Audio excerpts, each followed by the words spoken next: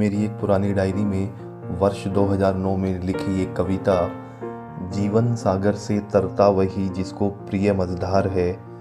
वह कविता आपके साथ साझा करना चाहूँगा। आज 12 साल के बाद भी ये कविता नई सी लगी, क्योंकि जिस तरह से आज एक महामारी के चलते देश में अपितु पूरे विश्व में डर का भय का माहौल है, जिंदगी और मौत के बीच एक द्वंद्व चल रहा है। ऐसे में यह कविता हौसलों के साथ, कभी न थकते हुए, कभी न रुकते हुए, कभी हार न मानते हुए हमेशा लड़ने की प्रेरणा देती है। तूफानों से जो डरे होता नहीं वो पार है, तूफानों से जो डरे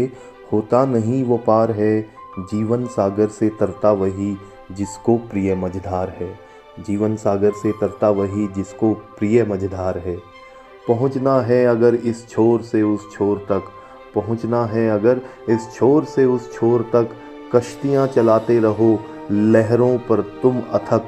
मन में है जो हौसला तो हाथ ही पतवार है, मन में है जो हौसला तो हाथ ही पतवार है, जीवन सागर से तरता वही जिसको प्रिय मझधार है। राह की कठिनाइयों से थक कर जो चूर हुए, राह की कठिनाइयों से थक कर जो चूर हुए, पास आकर भी अपनी मंजिलों से दूर हुए, कहते हैं थकन जिसे थकन नहीं वो हार है, कहते हैं थकन जिसे थकन नहीं वो हार है, जीवन सागर से तरता वही जिसको प्रिय मझधार है। सहज ही होता नहीं पूरा कोई स्वप्न कभी, सहज ही होता नहीं पूरा कोई स्वप्न कभी, स्वर्ण भी चमकता नहीं बिन सहे तपन कभी, स्वर्ण भी चमकता नहीं बिन सहे तपन कभी, दो अगर दस्तक तभी खुलता विजय का द्वार है, दो अगर दस्तक तभी खुलता विजय का द्वार है, जीवन सागर से तरता वही जिसको प्रिय मझधार है। विशालता आकाश की है देखती सारी धरा, है नहीं विस्तार जिसमें वो स्वयं ही में मरा, विशालता आकाश की है देखती सारी धरा,